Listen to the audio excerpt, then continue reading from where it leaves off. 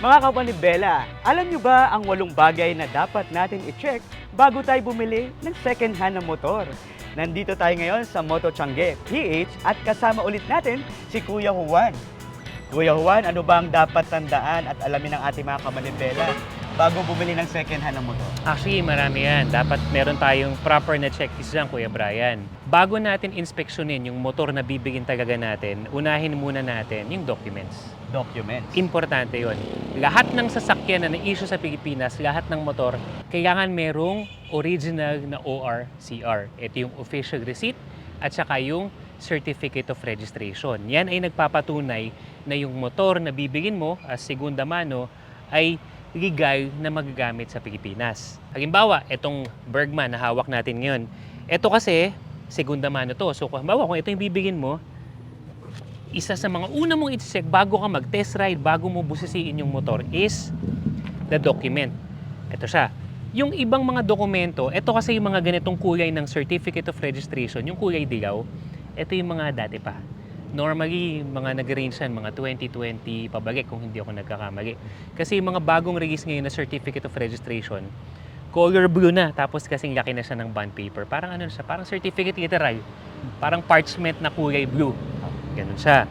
Tapos, yun yung CR or yung Certificate of Registration.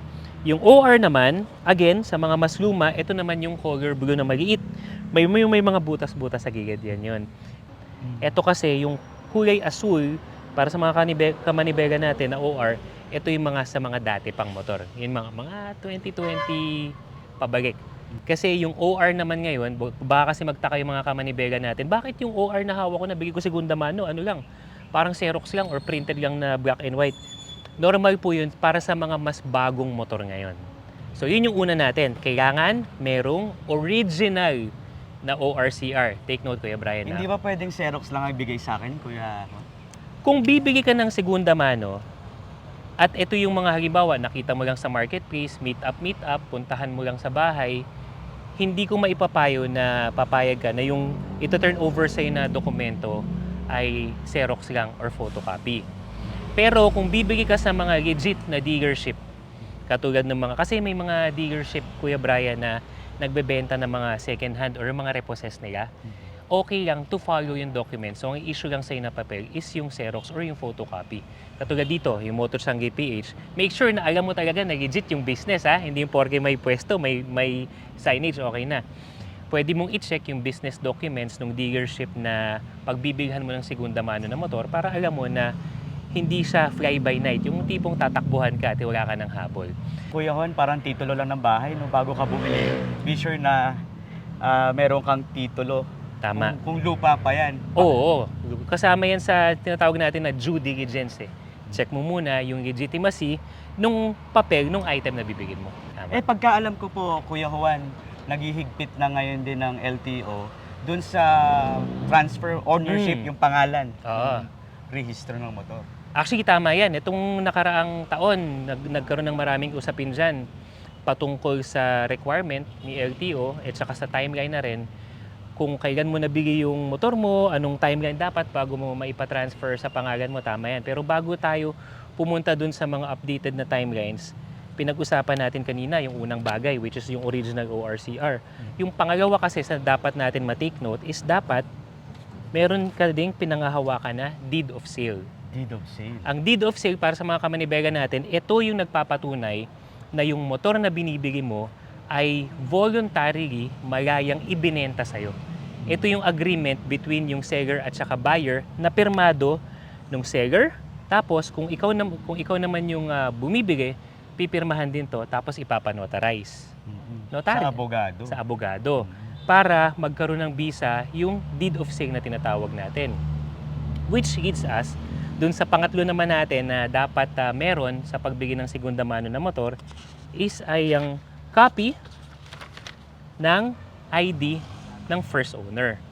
Take note mga kamanibela ha, sa ID ng first owner, kinakailangan valid ID. Kasi meron tayong mga nakukuha ng mga company ID, barangay ID, actually pating PhilHealth ID, it's not accepted as a primary ID pagdating sa mga legal documents na kailangan para makumpleto yung sale or yung turnover ng property, which in this case yung motor. So, kailangan valid ID. Ano po ba yung mga valid ID, Kuya Juan, na kinoconsider usually? Karamihan dyan mga government ID, driver's license, national ID, PRC license, passport, or license to carry na mga baril, yung mga ganon, considered yun as valid ID. Ito pa, mga kamanibela, Kuya Brian, kadalasan, nawawaglit to sa isipan eh. Okay, meron na akong original ORCR, number 1. Hawak ko na yung deed of sale, pirmado, number 2. Meron na akong kopya ng valid ID, number 3. Under valid ID, kailangan i-check mo kung hindi ba expired yung ID. Kasi may mga pagkakataon, oo nga, driver's license nga yung hawak mo na kopya, pero expired na pala. So going back to your question na sinabi mo, medyo naghigpit na nga sa pagdating sa transfer of ownership, kapag expired yung ID na hawak mo, baka mahirapan ka sa pagpapatransfer ng ownership. Kasi ang primary na kailangan natin sa pagpapatransfer ng ownership, eto na nga, yung pinag-usapan natin na so far, 3 bagay na kailangan mo ma-check sa pagbigay ng segunda mano ng motor. Kahit isang ID, valid ID lang nung original owner dati. Tama, kahit isa lang. Kahit isa lang. Kahit isa lang. Normally, humihingi ng supporting other identification kapag secondary ID yung hawak mo. Ano ho ba ang advantage pag nailipat sa'yo yung ownership ng binili mong second hand na motor, Kuya Juan? Okay. Actually, may mga ilang advantage tayo. Ang una kasi pumapasok sa atin na mga Pilipino dahil for the longest time, nakagawian natin na hindi naman natin pinapalipat sa pangalan natin, di ba? Ano lang, deed of sale nga. Yung iba nga, open deed of sale na tinatawag. Ibig sabihin, hindi na pinanotarize, walang pirmahan. Basta pinirmahan ng first owner. Ino-honor ho ba yun? Dati, sa mga checkpoint. Ngayon, yung advantages kapag napalipat mo na sa pangalan mo, yung segunda mano na motor na nabigay mo, unang-una, pagdating sa mga checkpoint, lalo na kapag mahigpit, may mga ganun kasi, may mahigpit, may maluwag naman, wala ka nang, hindi ka kakapakaba. Kasi yung motor na nabigay mo, nakapangalan sa'yo. Pangalawang advantage, in case na kailangan mo na siyang ibenta in the future, hindi ka na mahihirapan ibenta kasi nga, ikaw na ang may-ari ng motor sa'yo na nakapangalan. Yung example na nangyari sa experience ko dati, may binibentang motor, dahil hindi ko pinagipat sa pangalan ko, yung ID na hawak ko ng first owner nag-expire na, nahihirapan ako ibenta. At saka pangatlo naman, in cases na kailangan mong ipasok sa insurance, hindi mo yan maipapasok sa insurance mo kung ang pangalan ng motor ay nakapangalan sa iba pang tao. Isa pa, wag naman sana mangyari. Pero in case na mawala or manakaw yung motor mo, sa pag-file ng report, kailangan mo mag-report sa police, sa authorities, mahihirapan kang i-authenticate na bakit ka nagpo-file ng nananakaw yung motor mo, hindi naman sa'yo nakapangalan. Maaring ma-question ka pa. Kasama na ba dyan, Kuya Juan, yung pag nakabangga ka, may mga kailangan din police reports? Tama yun, oo. Kasi kailangan yan, yung proper record, proper documentation. So kasama yan. Huwag naman sana mangyari sa mga kanamanibaga natin. Pero at least kapag sa'yo nakapangalan yung motor, alam mo na maginis yan, you own the ownership and other requirements and documents na nagko-correspond sa motor mo, at least maginis lahat. Yun yung ilan sa mga advantages kung bakit mas okay na ipatransfer mo sa pangalan mo yung nabigay mo na motor. So lalabas, dapat maganda ka ng ekstrang pagkakagastusan. Yes, ang pagbigay ng motor ay hindi lang, kumbaga yung babudgetan mo, hindi lang yung motor. At saka, meron ding mga iba pang, na-check mo na, legit lahat ng dokumento. Check na. Pupunta naman tayo dun sa iba pang bagay na kailangan natin ma-check patungkol sa motor. Isa pa pala, Kuya Bray, bago tayo magpunta dun sa pinakamotor, mas maigi, preferably, na yung motor na bibigin mo ay meron ng original or LTO issued na plate number. Plate number. Oo. Siguro natin yan, hindi na masyado nating gagawakan. Although ngayon, realistically speaking, may mga pagkakataon pa rin talaga na hindi pa na-issue ng LTO yung plate or nasa dealer pa or hindi pa na-claim nung first owner. Tandaan natin na segunda mano yung motor na bibigyan natin. At least pag ganun, kailangan alam mo kung saan i-claim. Pwede yan sa dealership, pwede yan, kung repossessed na motor, yung mga nabawi ng kasa, nabawi ng bangko, alam mo kung saan pupuntahan yung plaka. Actually, yun yung pang-apat natin. Bukod sa plate number, Kuya Juan, ano pa yung iba nating dapat i-check? Okay na, secured na yung mga dokumento natin. Legal yung bibigyan nating motor. Para iwas scam. Ganun. Oo. Ngayon naman, ang kailangan natin ma-check yung kondisyon ng motor. Siyempre, pag bibigyan ng motor, una, physical check muna. That's the fifth one. Tingnan mo ano yung mga gas-gas na meron. Eto, tip mga kamanibela ha, hindi to tinuturo ni Google. Kapag may mga decals, normally ha, hindi ko nilalahat. Kapag may mga decals na ganyan, na tipong may mga parte-parte, maaring yan ay may gasgas na tinatakpan. Kinoconceal ng nagbebenta sa'yo. Again, hindi ko yan nilalahat mga kamanibela, pero that's a possibility. Yan. Ngayon, kung okay lang naman sa'yo, kung hindi mo naman tatanggalin yung sticker, yung mga decals, edi okay lang naman. Kumbaga, check mo lang yung mga physical na kaanyuan ng motor kung acceptable para sa'yo. Kasi dahil segunda mano yan, hindi tayo mag-expect ng sobrang pulido, Kinis. sobrang kinis. 'Di ba? Kasi, yun nga, segunda mano yan. Ngayon, eto rin, tip mga manibela. Kung usapan natin ay physical check. Pero kasi mga gasgas na okay lang, yun normal. Dahil ginagamit siya araw-araw. Pero kung ang mga, halimbawa, etong brake na to, Kuya Bray, kapag yan ay nakabengkong, bumakli, okay? Tapos dito halimbawa may malalim na gasgas or na bengkong to. Tapos pagdating sa kaha makinis, ibig sabihin nun, the fact na nabengkong to, malakas yung impact or malakas yung pagkakabagsak ng motor. So medyo watch out ko na doon. Maaring maginis yung kaha kasi pinagitan nila, pero baka ito nakalimutan na nilang pagitan dahil nakabengkong, may impact na yung pagbagsak ng motor o pagsemplang ng motor. Again, yun, just watch out for it. Pero at the end of the day, decision mo kung accepted pa rin sa'yo. Lalabas, Kuya Juan, kung meron kang nakikitang physical defect na maging ano lang yun sa'yo, parang precautionary Oo. na maaring may epekto yon sa magiging performance ng motor. Yes, hindi naman porke, again hindi porke may tama, no na. Ang sinasabi ko lang, tingnan natin, pag-ingatan natin, depende sa tama, depende kung gaano kagrabe yung tama. Kasi indicator yan na maaring mas may pinagdaanan yung motor na mas grabe na makakapekto sa performance niya. Bukod doon sa physical na nakikita natin, ano pa po ba ang dapat bantayan ng ating mga kamanibela sa mga second hand Ang pinakamadali i-check yung odometer. odometer? Kumbaga kung gaano na kalaki or kalayo yung itinakbo ng motor natin. Nabawa, itong Bergman natin. Check natin. Isang on lang kasi makikita na natin yan eh. So halimbawa ito, ang pinapakita ng odometer natin, ayan, is 35,000 na yung tinakbo. Ngayon, ito yung tip dyan. Ang acceptable na rate or yung normal na tinatakbo ng isang motor sa isang taon on a normal usage, nasa more or less 8 to 10,000 kilometers per year. So, bibilangin mo yun, ilang taon na yung motor, tapos bilang ka, halimbawa, ano na ngayon, 2026, let's say 4 years old na yung motor. So, bilangin mo, from first to fourth year, tagte 10,000. Acceptable to. Talagang araw-araw, mga 40,000 na yung tinakbo. Ito, 35,000. Masasabi natin, acceptable pa siya. Hindi ganun kaliit, hindi ganun ka-fresh, pero acceptable pa siya. Pero magtaka ka, halimbawa, 1-year-old pa lang yung motor, tapos 20, 30,000 o doon. Ayun, medyo parang sobrang gaspag na yata yung motor. Yun yung mga kailangan natin i-match. Isa pa, pagdating sa usapang odometer, kailangan mga kamanibela is, kailangan marunong tayong mag-examine kung paano magmamatch yung mismong odometer ng motor dun sa other components ng motor na naapektuhan ng pag-andar niya, ng odometer niya. Halimbawa, ito, 35,000 yung odometer. Pagtingin mo sa gulong, ito, mapapansin natin, medyo ano na siya, medyo manipis na siya. So, masasabi natin in this case na yung physical na itsura ng gulong ay nagmamatch sa odometer na itinakbo niya. Kuya Juan, pwede bang dayain ang odometer? Pwede. Ang tinatawag dyan, yung pinipitik yung odometer. So, instead na 35,000, gagawin na lang nilang 3,000, 5,000. So, magtaka ka na. Halimbawa, 2,000 lang yung odometer. Halos bago pa. Pero yung gulong ganito na, pudpod, ibig sabihin, in the first place, meron nang hindi katapatan doon sa pag-present sa'yo ng motor na binibigay mo. Kasi ang baba ng odo, pero yung gulong pudpod na. Paano naman, Kuya Juan, kung binaligtad, bago yung gulong, pero yung odometer, Mataas na. paano po? Normal naman yun. Kasi may mga iba naman talaga na nagpapalit talaga ng gulong. Siyempre, gulong yun for safety talaga yan.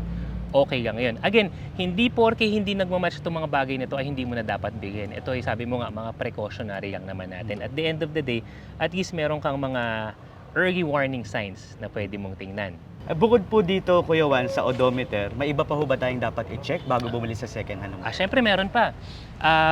After mo i-check yung odo, tas i-match mo dun sa physical na function at saka itsura ng motor, kailangan mo na i-check yung overall function ng motor. Dito na, Kuya Brian, papasok yung gumagana ba yung mga ilaw, gumagana ba yung busina, yung push start ba. Halimbawa, itong motor na to, start natin. Pag ni-start natin yan, so okay, ibig sabihin yung push start gumagana. Eh yung busina kaya? Okay, pasado. Yung ilaw, sa mga bagong motor ngayon, naka-automatic on na yan. I-check mo rin ngayon kung gumagana naman yung bright niya or yung mataas na headlight. Yan. So far, pasado pa, Kuya Bray. Oh. Ano pang next na function ng mga basic? Signal light.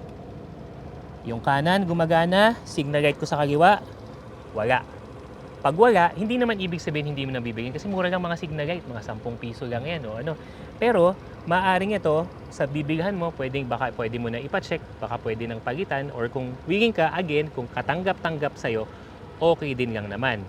Ano pa? Pwede din Kuya Juan, kung sakaling hindi umiilang, itawad mo na doon sa pagbibilihan mo. Sa'yo, tawad ko na to dahil papalitan ko ng ilaw. Pwede rin, pero mga kamanibela, ito tip, hindi nyo rin makukuha sa Google to. Kasi ang mga standard ng motor ngayon, pag inon mo yung motor, dapat nakawa ng headlight. Pag hindi gumagana ang headlight, hindi lang yan ilaw.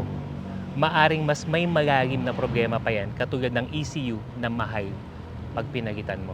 Yan. Kaya kailangan advisable din may kasama ka rin talagang mekaniko na mag-check. Pero at least ito, basic check.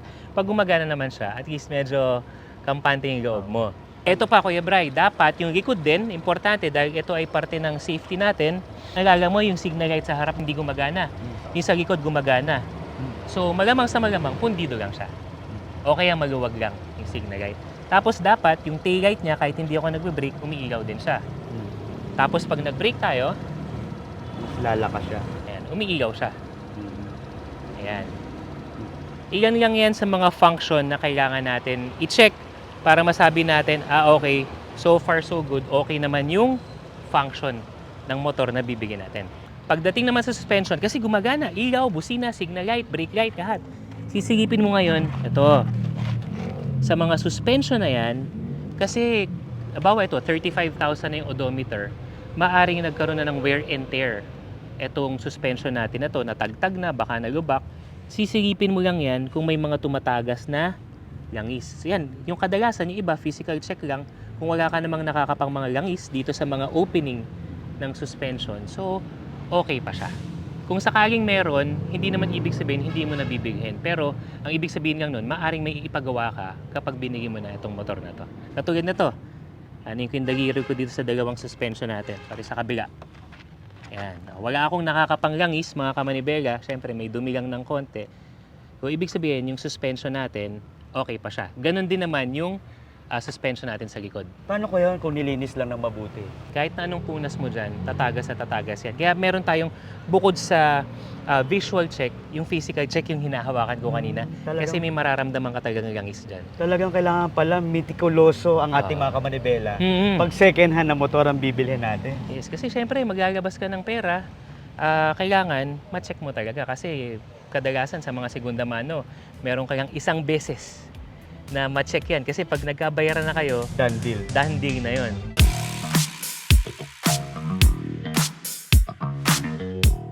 Kuya Juan, matapos nating ma-check yung pampito, yung mga functions niya, busina, ilaw, suspension, ano ba yung pang-8 na dapat i-check? Doon na tayo sa puso ng motor. Ano po ba yun? Yun ay makina. So check natin. Una, yun nga, kaya nasabi natin, pag in-start natin yan, dapat it should start as normal. Una, ang mapapansin natin kagad, lalo-lalo na pagdating sa mga scooters, underbone, kapag pinapaandar natin siya, may nakikita kang usok, Kuya Bray? Wala. Wala. Kasi kapag yan ay may usok, mapaputi, may ibang ibig sabihin yun. Siguro sa ibang video na natin ipapaliwanag yung mga ganun, o kaya itim yung usok, merong something na kailangan ka ipagawa, o kaya may nag-leak na something dun sa makina mo. Pero the fact na wala, Condition pa siya. isa pa lang yun sa indicator na condition natin yan. Pangalawa, under sa makina natin, dapat alam mo yung proper na tunog ng makina. So ito, may naririnig ka ba mga kalansing? Wala, ito lang. Okay. Normal yun sa tambucha. Yung mga parang tumutok-tok. Parang ganun. Wala. O yun. Yun yung mga bagay na kailangan natin i-check. Tsaka ganun din kung paano natin chinek yung suspension na alam yung kanina, kinakapa natin. Mayroong tagas. Oo, kung may tagas. O, papatayin ko muna ha. So may pwede rin tayong gawing physical check dito sa Pwede rin. makina.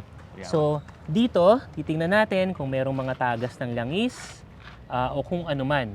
So, ito, madumi lang siya pero wala naman nung nakikita na tagas ng langis, pati doon sa mga singit-singit na yan. So, most likely, safe naman yung makina natin. Pero ang pinaka-importante nun, dapat matest ride. Mapatakbo. Mapatakbo. Kasi doon mo talaga malalaman pag nag-throttle ka, okay ba yung bitaw ng makina, pag nag-brake ka, responsive ba yung mga brakes. Kasi everything else na check na natin eh. So yung pinakahuli natin gagawin, ite-test ride na natin. So yun ang parang dapat pala hindi tayo magmadaling bumili agad eh. No? Oo. Kasi ang mahirap niyan kapag nagmamadali tayong bumili sa kagustuhan mong sobrang excited ka eh. Gusto mo na magkamotor, gusto mo na ipagmayabang sa mga kaibigan, may motor na ako.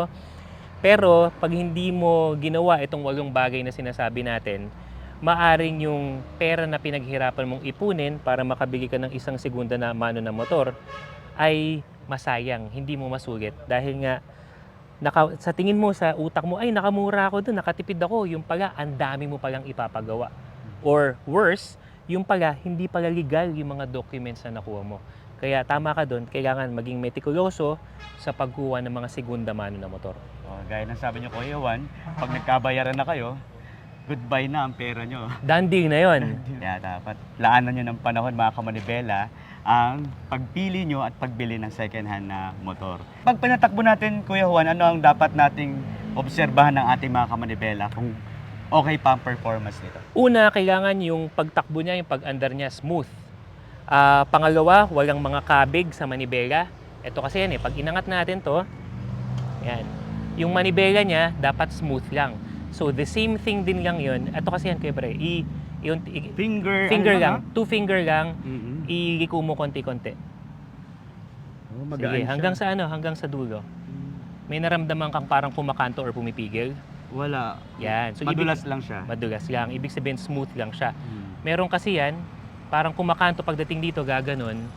So, may mga kailangan ipagawa sa bearing, sa manibela, yung mga ganon. So, isa na rin yun kapag tinest drive mo na, bukod sa responsiveness ng throttle, responsiveness ng brakes, yung smooth ng kanyang pag-control, tapos syempre, yung gulong, walang mga wiggle o mga ganong bagay, then masasabi mo na okay, yung motor mo, tapos medyo kung mabibigyan ka ng pagkakataon na mas matest ride ng ilang minuto pa, kumbaga sinasabi ko, let the engine run.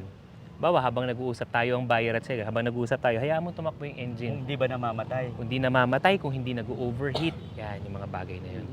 Okay yun kasi baka hindi nyo makalimutan nyo i-test yung brake, wala na palang preno. Sobrang excited mo. Oo, basta Umuwi ka tumatakbo. Hindi basta umaandar, tumatakbo, pwede na. Pwede na, oo. So, Kailangan humihinto din. humihinto din.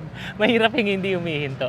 Oo, kaya kung may mga kamanibela tayo na may kilala kayo na gustong bumili ng second hand na motor, i-share nyo na itong video na ito ng mga tips ni Kuya Juan dito sa Moto Tiangge PH. For more videos, please like and subscribe to Manibela YouTube and Facebook page.